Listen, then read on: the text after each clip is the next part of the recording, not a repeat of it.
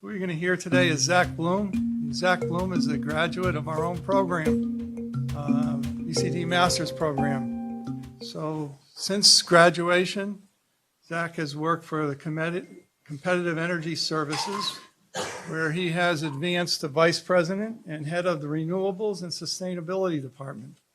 So he primarily consults with universities and large commercial customers on their procurement strategies for energy, budgeting, whether it's sustainability, energy benchmarking. And it is, or it should be, an interest of how our campus with 12.8 million gross square feet of buildings makes decisions on its energy, because those decisions are what keeps us warm in the winter, cool in the summer, and keeps the lights on. So without further ado, please welcome Mr. Bloom.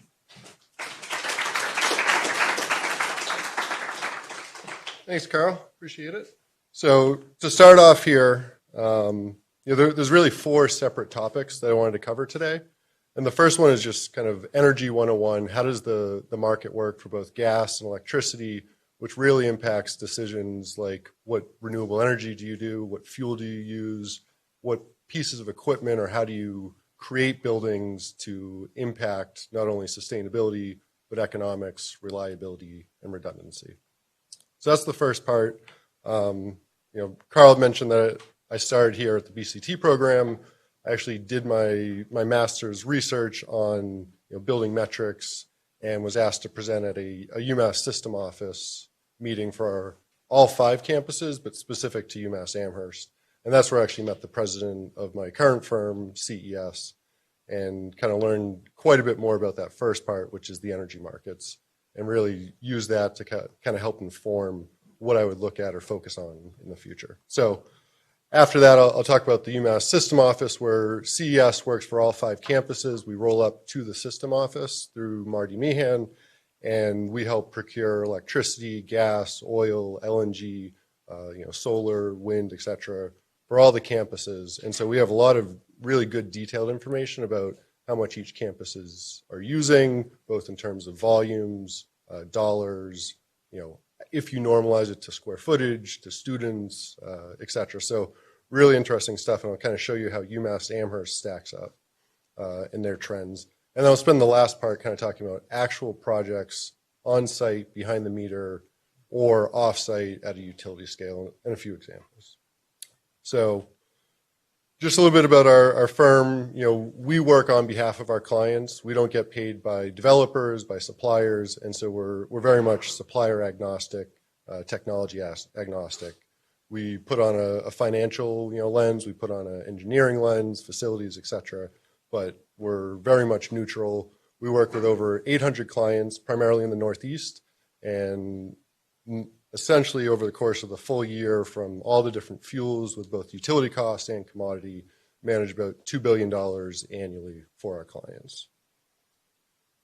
And so we work through doing budgets, through doing procurement, and we also have kind of more specific consulting work. And sometimes clients like UMass Amherst in the system hire us as a full service on retainer advisory firm, where we do everything. We don't request fees individually. It's all part of a formal contract that we have with the system office. And work with a lot of your peer institutions, whether they're universities like UConn, URI, UMaine, as well as more regional Western Mass, NESCAC schools like Williams, Amherst, Bowdoin, Colby, et cetera. So I want to talk a little bit about that. This is more just to show the depth and breadth of services as well as clients that we work with, including the City of Boston, Big Y, Adobe, et cetera. So, ISO New England's definitely changing, how they both charge for and provide signals to end users has changed over time. So in the beginning, it was use as much as you want. If you use a lot, we'll charge you a lot. If you use a little, we'll charge you a little. And then everything came about with deregulated electricity. So individual states had the ability to separate National Grid or Eversource, for instance, from being the sole provider to bringing in actual competition for the supply side. And that's where the generators, generally speaking, listen to the market and create either generation assets that are cost competitive or low in carbon to meet certain goals. So when you look at the actual breakdown, there's really two separate pieces. There's the LDC, the local distribution companies, and in Massachusetts, that's Unitil, Engrid, and Eversource. Eversource and Engrid bought a bunch of companies over the years, and they're all kind of consolidated under those three umbrellas. And that's the transmission delivery piece. The other piece is the supply, and that's the actual power, whether it comes from coal, oil, nuclear, solar, wind, and ISO New England oversees both the transmission as well as the generating assets, with the utilities taking everything from either the city gate for natural gas, where it comes off intrastate pipelines, or the actual high-level transmission, which they oversee the T&D side and need approval through the Public Utilities Commission. So that's kind of the breakout. And this is just a look at a recent study by ISO New England to show three separate pieces. The first, the orange, that's your gross load. That's for all New England. And if you look at it, we're at about 140,000 gigawatt hours, or 140 billion kilowatt hours. That's expected to grow over time. Over the next decade, it'll add another 20,000 gigawatt hours. The yellow line is looking at PV, and so if you actually reduce by being efficient or putting on-site generation, what you pull off the grid is going to change. And so that yellow line is the expectation of future solar to reduce the amount imported off the grid. The last line here, which you're not seeing, the EE line, is effectively the orange minus PV plus energy efficiency. And so the delta in here is effectively your energy efficiency piece. And that's where Massachusetts was just voted for, I believe, the 8th time in a row, the #1 in the state on assorted metrics for energy efficiency in the whole entire country. And so we've done quite a bit to reduce load on campuses at large corporations, to either install combined heat and power plants like UMass Amherst, Dartmouth, and Medical have, fuel cells like Home Depot has, and Partners Healthcare, and a lot, which is solar from both SREC 1, SREC 2, and this new program, SMART, which is incentivizing in-state end users to do on-site generation to reduce the grid stress. So this is just kind of a look, and the really hard part is this bottom line. If you were an owner of a utility, a decade, 2 decades ago, this thing has just been a complete slope upwards. Build more, use more, it's great for them. People leave, they just charge more to other people. And now what's happening is they're using less, they're importing less, because they're doing all the efficiencies from LED lights and solar and combined heat and power plants. And so it's really hard for the utility to say, well, how much do we charge now? Because it's not just going up, now it's actually going down. And so this is really the crux of the issue, which is end users pushing to have market signals to say, how are you charging me? Why are you charging me? When are you charging me? Let me make my own informed decisions, whether it's to make buildings better, whether it's to add additional equipment on site to be able to utilize. But it's not an easy thing, which is just divide the dollars by the amount, which is going up. And so with uncertainty, always brings about questions of how to operate. And so I want to tell you a little bit about the market here. And so there's really 4 key factors that we're going to look at, which is, capacity, so the amount of transmission on the whole entire system for generation to meet electricity needs. And then there's pipeline pressure issues, which is how much we used in the past, how much we use now. Is it enough? Should we build more? Should we stop building forever? A lot of debates depending on what side you're on. Transmission, which is a similar debate except for it's through the wires of electricity. If we're building more, where is it being built? Does it need to be moved from one location where it's using or where there is no generation to places where there are? And then the last piece is RPS, Renewable Portfolio Standards, and renewables, and how does this really impact the future of the grid? So on the first topic here is capacity. And so these are the power plants and what they generate to meet needs. And so they're oversizing a system, so if certain assets go out, they can still meet, to Carl's point, electricity from whether it's lighting, thermal, et cetera.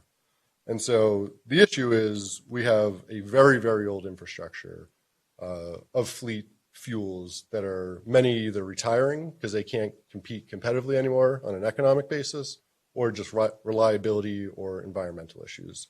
Environmental is more coal. We have a couple left, but they're all going to be gone very shortly. Then it brings oil, nuclear, gas, etc. So we have about 4,200 megawatts of generating power that either have retired or will. And I think that numbers actually went up recently. This was back in the wintertime. And so there's been additional studies by ISO looking at what needs to retire and replace it. And so the way that the capacity market works is, once again, it's in the supply side, it's for generation, but it's really when the whole entire system peaks, very much like an engineer building a building, what is the max need in that 1 hour? And then you take a snapshot of that, and then you charge everyone proportionally for that 1 hour. Not when they peak or how much they use over the course of the year. It's just 1 hour, what's your demand? And so UMass Amherst peaks, in the September when all the students get back, between assets on campus and what they import, somewhere around 30 plus megawatts. Their actual peak is somewhere in the 7 to 10 megawatt range because of the combined heat and power plants, the solar, and soon to be storage and other assets. So this is just a look back of actual system peaks for all of New England over the last decade, roughly. And so the blue line here is the actual peak in that 1 hour when the system peaks. So out of 8,760, what is that 1 hour max peak? And so you can see that it ranges from, in 2017, a low of 23,508 megawatts to a high in 2011 of 27,000 megawatts. So the red is the delta between what the peak was and what the system planned for. And so they don't have perfect hindsight or the ability to change it. So they have to do things 2-3+ years in advance to plan for a system that's growing with a bunch of question marks. And so if you look at the temperatures, they range from 89 to 98 degrees. Now, these are the actual years of the peak in the month. And so that peak occurs anywhere between hour ending 15, which is 3 p.m., up to 17. So over the last decade, there's been 2 hours or 3 hours in which it's peaked, 3, 4, or 5 p.m. And they generally have occurred in either July or in August. The other year we had June. Never occurred in September. And so this is kind of the operating parameters. Now they do an actual auction 3 years in advance to send that market signal to say we either have a deficit or a surplus. If there's a deficit, the cost per kW goes up. If there's a surplus, it comes down. And so you can see this red. This is 2017-18. So this auction occurred in 2014. This is in Nema, Boston. So what happened this year was there was a huge oil generating plant. It was in Salem Harbor, and it was retired. And at that same moment, this is where the bulk of our needs are in the Boston area. They had the auction, and you start out high and you continue to go low. And what occurred was someone came in the market at $15+, and no one else was there to compete. And so there was a very, very high cost per kW just in that 1 year. But you can see they had previously been in the $2 to $4 range and are starting to trend back in that direction now. Now, the piece, that margin in the last page, is the reserve margin. So the higher that reserve margin goes, the more those capacity costs are. Generally, that will occur when it's a very temperate summer. You don't have a high peak. That's what occurred the year before. It was in June. It was 86 degrees. Nobody thought it would be the peak, but it wasn't a very hot summer. It was. This last summer, we had 7 separate events. They were really all between July and August. And they all occurred, unlike this schedule here that showed at 17, it ended at 18. So this was very shocking to a lot of people because it's almost dark out. It's nighttime. And so what happens at nighttime? There's no solar that's shining and giving you great benefits. And so all the people that modeled, a 5 megawatt system giving you 5 megawatts in the middle of the summer on your capacity benefit didn't get any. They got 10s to 30 plus kW. And so this is a huge issue not only in how your costs are accounted for, but what do you plan for in the future? Is this an anomaly where it occurred at 6 p.m.? Is it going to go to 7 or 8 p.m. like what's happened in California? Or was this just anomalous behavior? And so if it is anomalous, then solar is great. We should keep on building it. But if it's not, and this is when the peak will be in the future, how valuable is solar, for cost or reduction of your imported load? So that's piece one, that's capacity. The second one's the pipelines. And so the pipelines are, really the same infrastructure that we had 1-2+ decades ago. I won't get into the environmental kind of debates between them, but this is just for what we use for electricity, what fuels did we use to burn to meet that need? And if you go back to 2000, from natural gas, we essentially had 13% of the power generation came from a natural gas fuel into a natural gas plant to meet the annual generation needs. In 2017, that number went all the way up to 41%.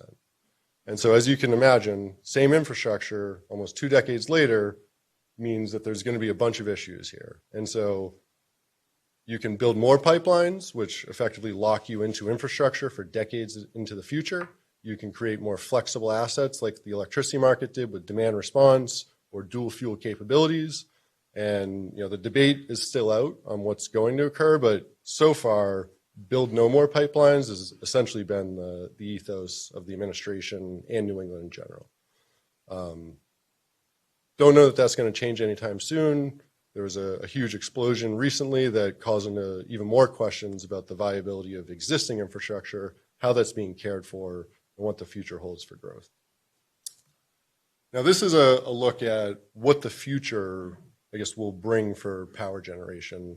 And we're talking about pipelines here specifically, even though it could have been the last topic on capacity, because natural gas has another 17,000 megawatts in the pipeline to be built. That's going to replace all the coal and the oil and nuclear and other assets that retire. And so we're going to continue to have this issue unless we create additional fixes.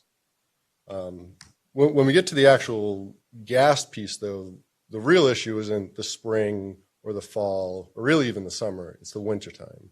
When we need natural gas, we need it for power generation, which has those issues that we talked about, but we also need it for thermal.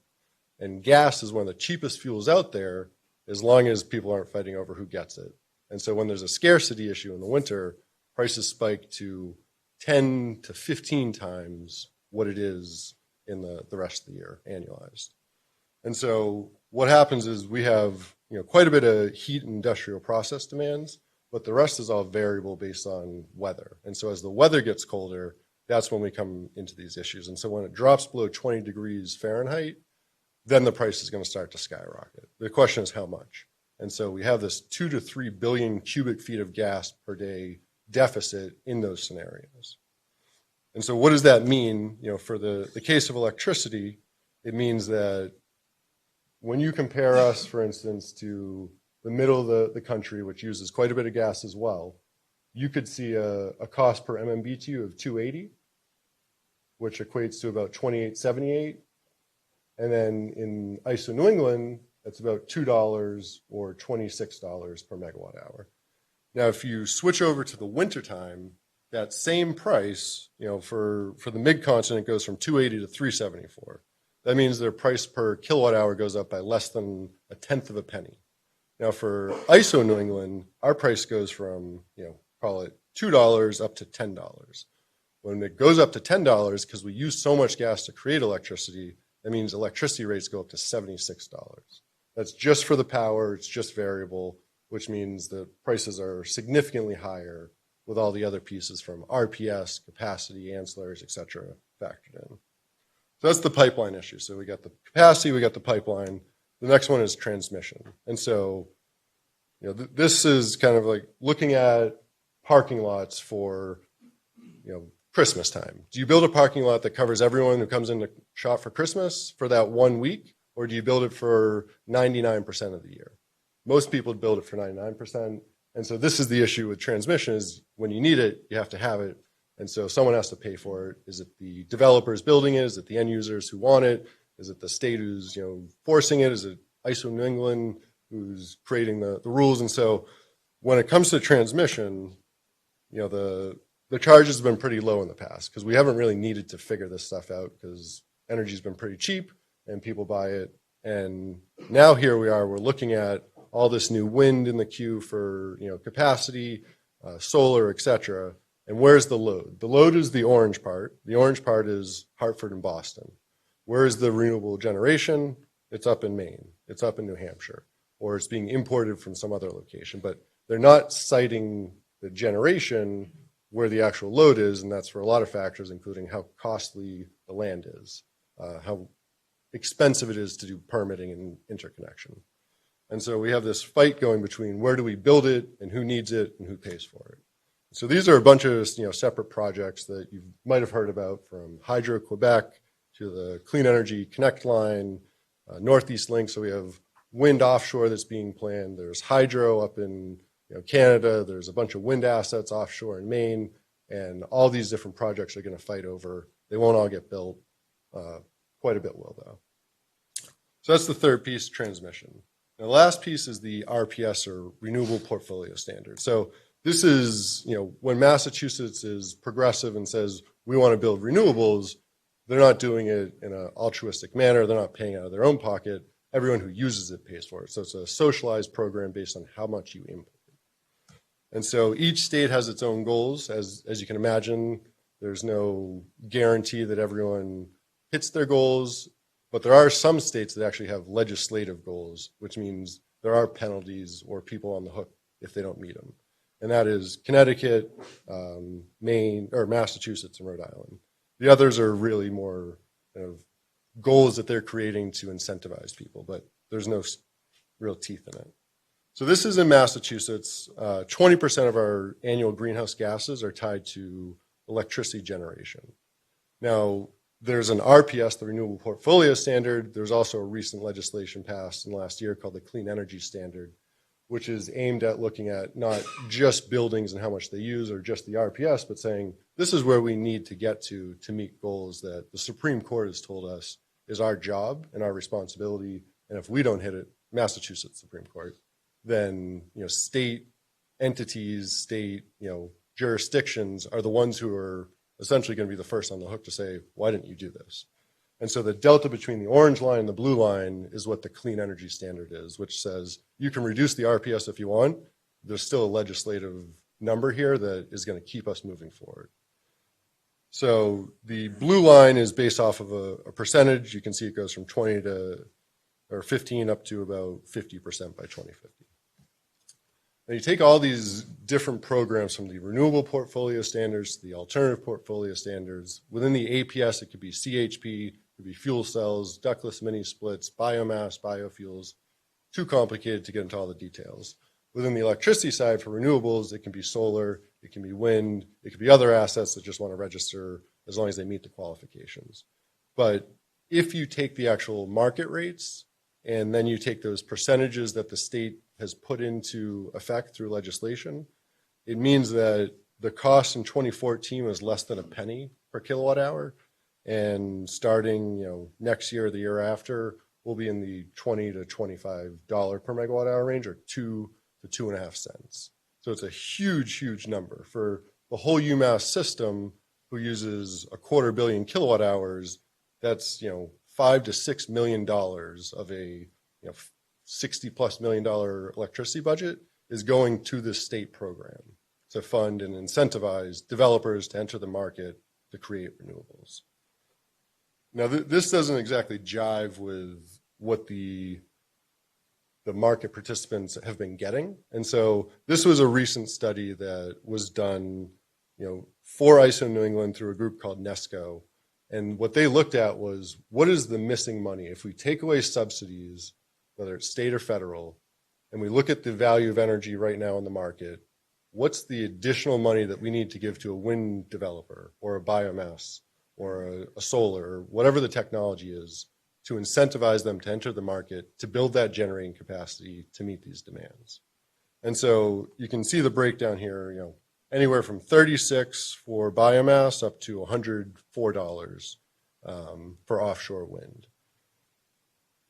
So it's quite a disparity between the lowest and the highest of what the market needs. Now, if we move past the fact of saying this is what is needed and just talk about what will the impact be, what the market actually does is it says we have all these generating assets. In a given day, we might have a very high demand or low demand. Depends on the time of year, weather, etc.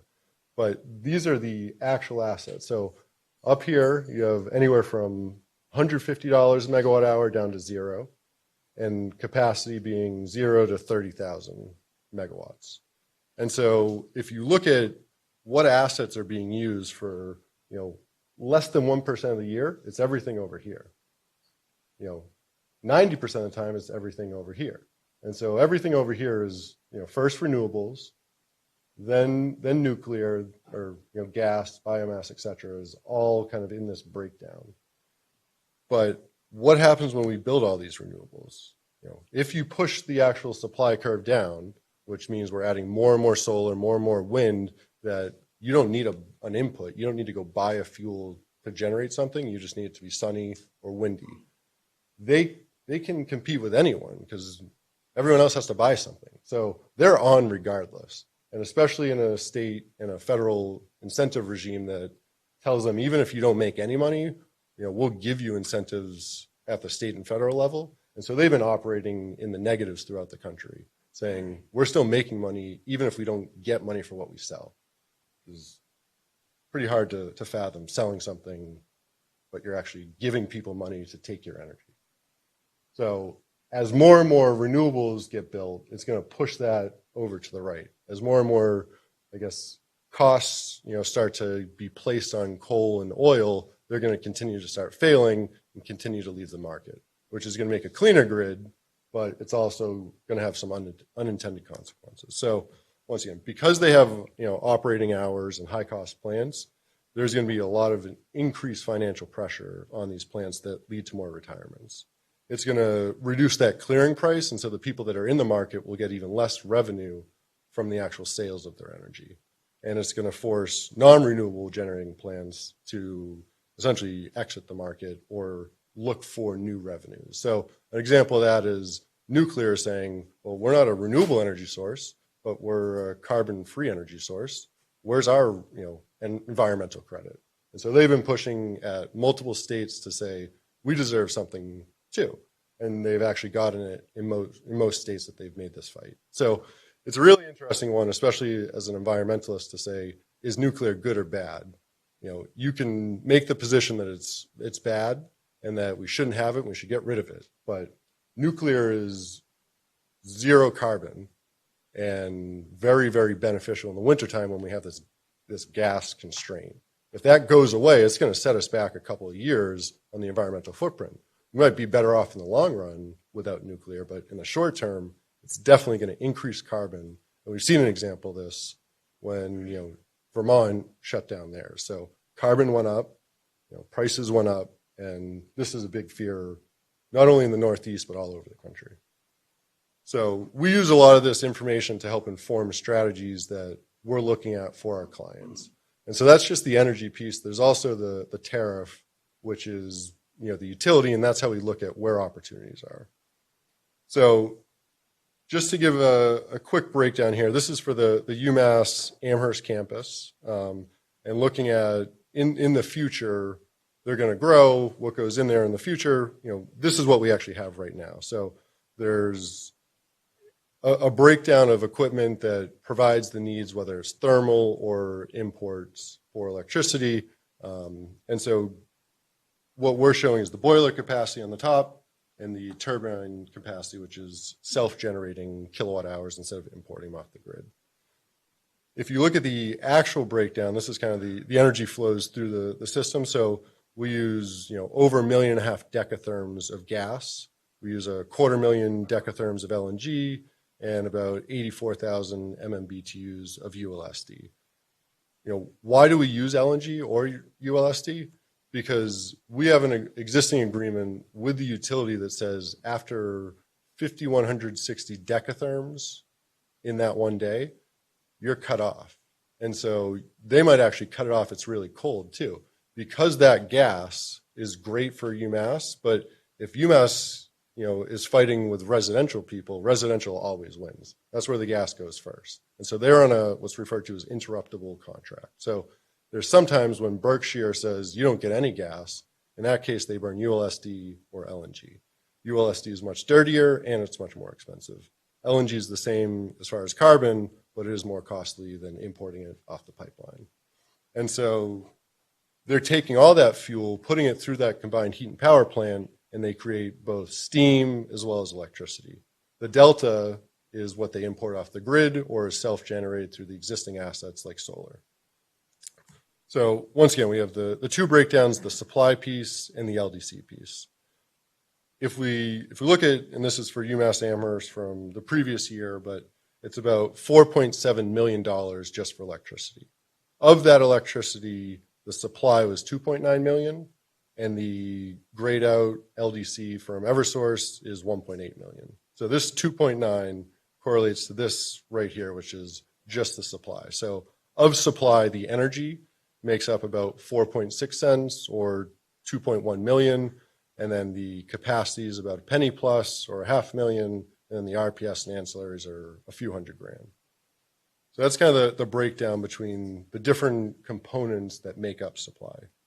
If you get to the LDC side, this is with Eversource, they don't charge by kilowatt hours, just like ISO New England doesn't charge, for how much you import in one number. They break it out into different pieces. So the most important one for Eversource is what is your coincident peak? And so the coincident peak sounds like it's different than the rest, but it's really a huge piece. It's what is the market signal? And so a coincident peak is not what your peak is. That's referred to as a non-coincident peak, where you could get charged as much as you use in that one moment. It is what are you using when the system has a stress issue? And that sends a signal to say, reduce those specific hours, and we don't have to build more generating plants, more transmission, distribution, et cetera. And so that can save quite a bit of money. And so the signal for UMass Amherst is their coincident peak with Eversource. So when all of Eversource is peaking, what is UMass Amherst drawing off the grid? And this gets to battery storage, combined heat and power, solar, and what the economics will say for each different technology. So as you can see, just like the coincident peak for supply, the coincident peak for Eversource is a huge portion, about 800,000 of less than 1.5 million comes from 1 hour every month. What are you drawing in that system? So if you knew what that 1 hour was, you could either build equipment to reduce it, or you could build your buildings to not need it. And the latter part is vastly important as you look into the future and say, what are we going to build and how do we build it? Do we build it for something that peaks at 3 p.m. or 4 p.m. or something that might be peaking at 6 or 7 p.m.? So this is just a representation of, from FY17, everything that was used for electricity on the whole UMass Amherst campus. The blue is the combined heat and power plant. The brown is what's imported off the grid.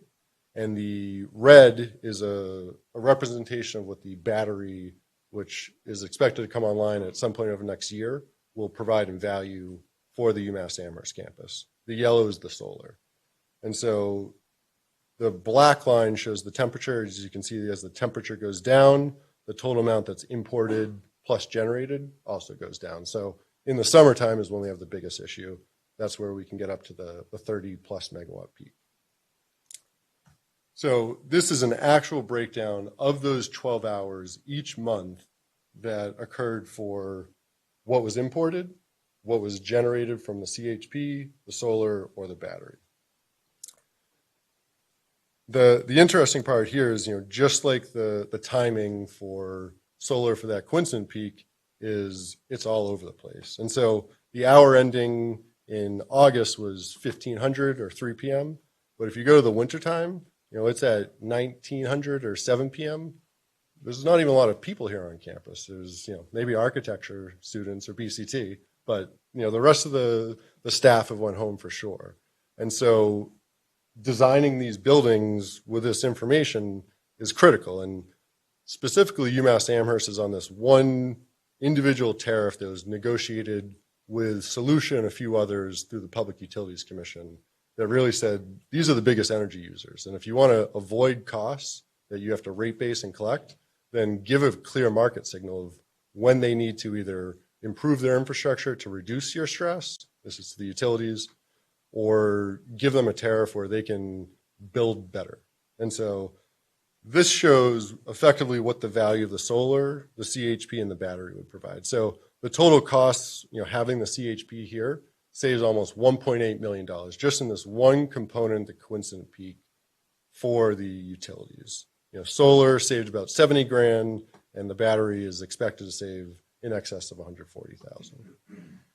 So it would be 2.6 million more if we actually didn't have cogen and all these other technologies. So as we look into the future, it's important to keep these items in mind. So the first part here is that capacity issue. This is for UMass Amherst, specifically back in 2016.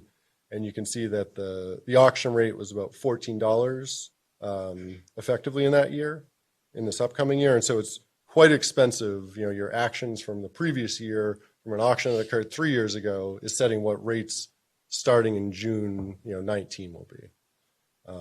And so this just shows how UMass Amherst performed in those days. And because they have CHP and solar and all sorts of other assets, they did pretty well relative to their 30 plus megawatt import need. Because this generation, they had 20 plus megawatts there to self meet their needs, opposed to going out to the market, which saved millions of dollars. So what else are we doing? We're looking at additional equipment to be able to bring online here on campus to reduce both costs, increase reliability, kind of integrate with other generating assets that on their own, like the solar, it's sunny, it's cloudy, goes up and down. How much do they use their combined heat and power plant in those moments? Do they impact their own operations based on weather? And so having a battery can act as a buffer to not impact operational issues. So this was a project that we teamed up with a lot of different members, both internally at UMass Amherst as well as other stakeholders.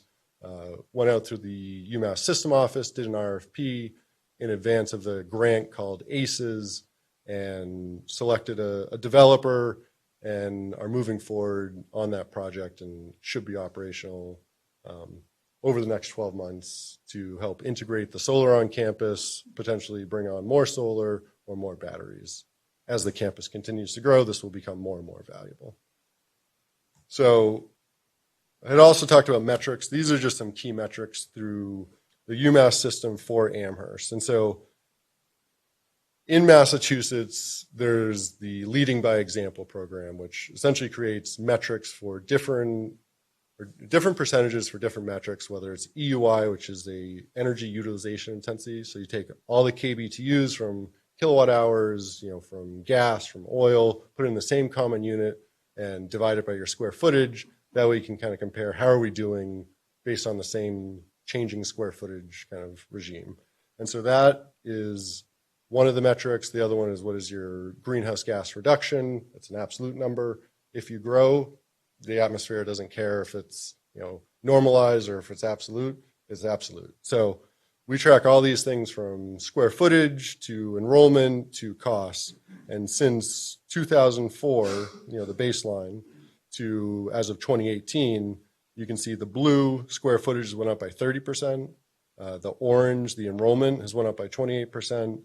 And the costs have only went up by 7%. I say only because in any other scenario, having that much square footage, that many more students on campus should have a commensurate increase in cost as well. And it's because of all the other programs or projects that have been done on campus that those costs haven't increased. That is because there was a huge commodity spike. Back in the day when hurricanes came in, it actually impacted gas pipelines, mostly down in Louisiana where the Henry Hub is. And now more natural gas gets produced in Pennsylvania. And so a hurricane, generally speaking, doesn't actually impact it at all because it shuts down load and demand. And so you have less people asking for it, opposed to back in the day when they had refineries and actual pipeline issues. So in 2008-9, prices spiked to $15 per MMBTU for natural gas. Now they're at $2-3. So this is the actual metrics for leading by example. So you have the EUI, greenhouse gas, as two of the big ones. And so the blue is your EUI. And so that's when down, so decrease since the baseline on a per square footage basis by 15%.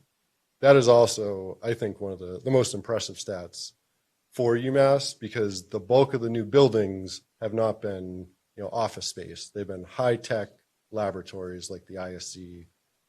And so creating a building, if you look at EUIs broken out, offices might be somewhere around 70 to 90, where labs can be anywhere from 250 to 400.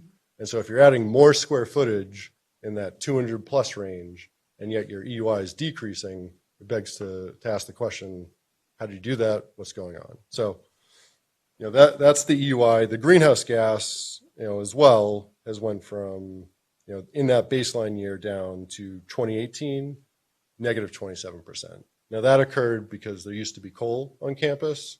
Very easy to go from coal and oil and even get a carbon bump. Then we went to gas. Then we included the combined heat and power plant. We brought in LNG to displace some of the ULSD.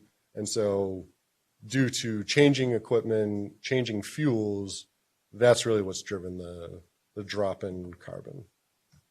And so these are the key metrics here. Cost per square foot in the top left, cost per MMBTU on the right in red. And this is not a metric that the LB has, but I think an important one in light of that last comment about EUIs for labs being much higher, and that's where you've built a lot. This is greenhouse gas per square foot. So in the bottom right-hand corner. So it's went from 40 all the way down to 20. So essentially been cut in half since that baseline year. So those are the metrics, kind of the energy piece. And so this is how we look at solar and something on site behind the meter that reduces load. There's really 5 separate ways that you can change or kind of look at the economics, but it depends on the legislation, it depends on the program that you're using, but there's the first one, which is offsetting your supply. So what you would otherwise be importing from the supplier, how does that change your profile? The second one is the same, but through the lens of the utility through Eversource. The green is your capacity that we talked about. And so if you build a megawatt of battery storage and you dispatch it in that 1 hour, it should give you the full megawatt benefit. Solar is a little bit different. It has that curve and it depends on when the peak is. Batteries are also different depending on the duration and your tariff, which is why it's so important. If you have a base load, of 10 megawatts every hour for all of your on-peak hours, and you get a 4-hour battery and it drops you by a megawatt, you don't save a megawatt. Your peak hour just shifts to earlier or later. And so you have the same exact profile. So you need to know how you're using energy, what will happen, if you get a battery and how long it is. The last two here are important. These really pertain more to state legislation, which is what are the renewable benefits. And so in the future, there might be something new, like a carbon market that could change it. Right now, there's RECs. So you have renewable energy credits. They can come from wind. They can come from solar. And depending on the program you're in, there's either value for you or the developer to retain them or sell them. It changes the economics. The last piece is, if you have excess, can you export to the grid? If you export to the grid, do you get compensated at the retail rate, at the wholesale rate, at some derivation thereof? And this is just kind of more national, but thought it was interesting to talk about some of the trends in renewable energy. And this is something that is familiar to a lot of people in the industry, which is how do we reduce costs? And a lot of times you look at different prognosticators saying, well, this is what we've done and this is where it's going to go. But this was something really interesting. If you look all the way back to the Model T, what were their cost declines? And so you have kind of two different variables. How many have you produced? And what is the cost, per unit? And if you look at the decline here, it's a slope of 85%, otherwise translated to a learning rate of 15%. It's really not about the technology itself getting more efficient, although that is part of it. It's really about the operators and the fabricators and the builders becoming more efficient making whatever the technology is. And so it could be a solar panel, it could be battery storage, it could be a Model T. So this was the learning rate for the Model T, which meant that they went from about $4,000 all the way down to less than $1,000 by the time they produced 1 million Model Ts. Now, if we look at solar, they've had a learning rate, somewhere in the 20 plus range. You can kind of debate for crystalline silicone PV. But back in 1976, that meant $100 per watt was a very high number that nobody would ever build it unless they had a grant or endowment saying, we want you to do this, not for economic reasons. Fast forward to the end of last year, and that same watt, which is a commodity and indistinguishable, went to less than 50 cents. So a huge change over essentially 4 decades. And if you translate this into the actual cumulative capacity, you can see how quickly it went from 1985 to 2008 in this learning rate. So we're projected to be able to get, and this is just the panel, it's not the inverter, balance of system, or labor, other things that still need to come down, but we're getting pretty close to creating a commodity for free.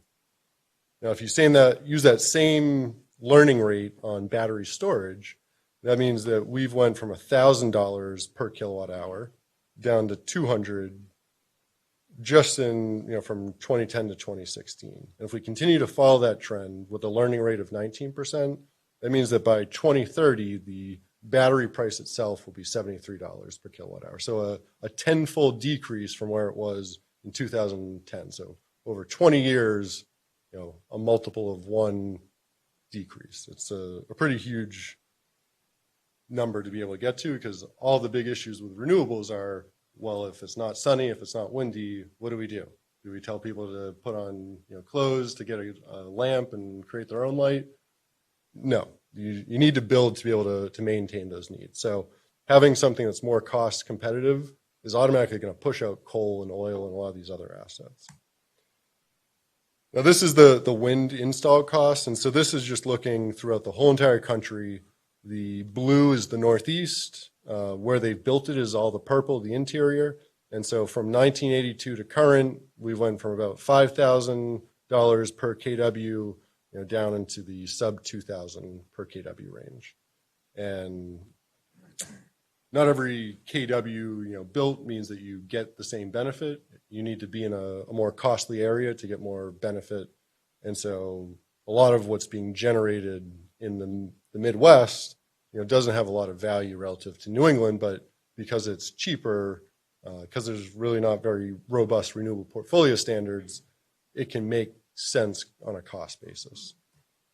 And so this is just another way of looking at what the PPA rates have been over the last few years in the different markets. So you can see the CalISO, the purple here, is the highest, and the purple or brown, which is the Southern Power Pool in the Midwest, is the cheapest. So their value of energy is like $20, and PPA rates have been in the teens.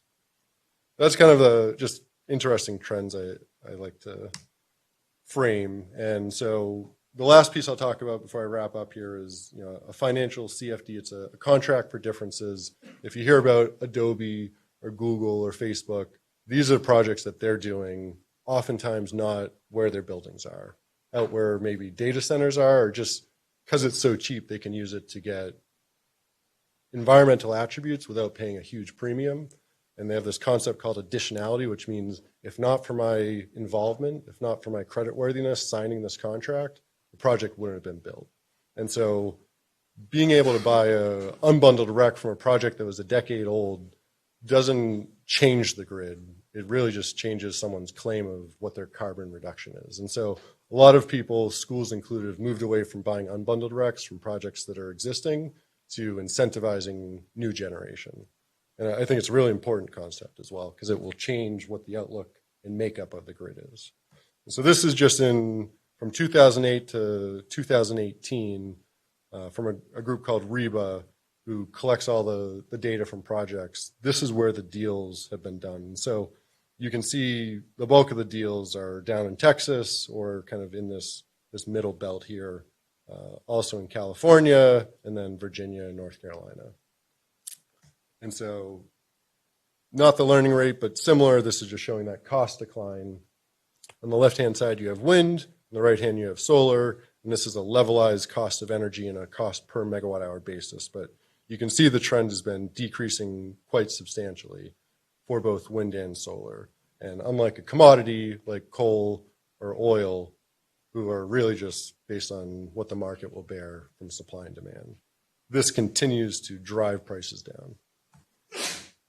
The last piece here is kind of the federal incentive. And so moving away from just the cost to build it, this is what the federal provides. For wind, it's a production tax credit, which has already started to step down, starting in 2016 and ending in 2019. After that, if you haven't started building, if you can't safe harbor in, there is no PTC. For wind or for solar, it's an ITC, so a percentage of the total project cost. So a $1 million project with a 30% ITC, next tax year gets 300 grand back. And so that starts to step down after 2019, and then goes to 10% in 2022, and then stays flat there unless someone changes it. And so I bring this all up because there is probably a window over the next few years where there is some benefit, depending on what your goals are, whether it's hedging strategy for energy procurement, whether it's meeting environmental goals, helping to decarbonize. There's a way to enter these projects without physically having assets there or physically building them yourself through a contract for differences. So there are some benefits to staying close in your local grid. There's also benefits going out to the dirtiest grid. So where the price is the best is in Nebraska and the Dakotas and all these areas that have really cheap energy, don't have carbon markets, but also means that they have the dirtiest grids out there. And so if your goal is to reduce grid impacts throughout the whole country, that's where the dirtiest electrons are. That's where your money should go to build. Economics are better there too, but then there's no proximity. There's no money that stays in the local economy. There's no jobs that get built to meet those needs. And so a lot of the legislation also looks at how does this impact the state? And are we bringing more business in? Are we helping environmental issues that are local or spreading it out to a bigger geographic footprint? So the way it works is essentially you pay the developer a fixed rate. And so in this case, we'll call it $40 a megawatt hour. And then the market, if you're in a deregulated market, has a wholesale, variable energy price every hour that goes up and down. And so the orange is the variable price, the blue is the contract, the gray is the cumulative benefit or saving. So if at the end of the year or end of the month, whatever the cycle is, you've got more benefit than you owed them, then you keep it. If it's less, then you have to make the developer whole. And so you can do it by yourself. You could do it as a consortium. Right now there's a bunch of projects. So we worked on one with Adobe and Facebook where Adobe took a little sliver, which was a huge sliver for everyone else, tens of thousands of megawatt hours, and Facebook took hundreds of thousands of megawatt hours. But the end benefit for them and the story was to Adobe's treasury and CFO and CEO, this meets carbon goals. It does it in an area that needs it the most. It reduces our cost exposure, and it helps us provide additionality. And so this is just kind of the last slide to look at those grids as a whole. Once again, California, New York, ISO New England.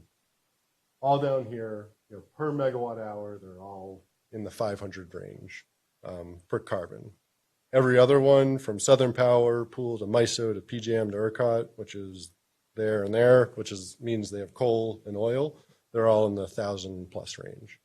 So with that, I will end.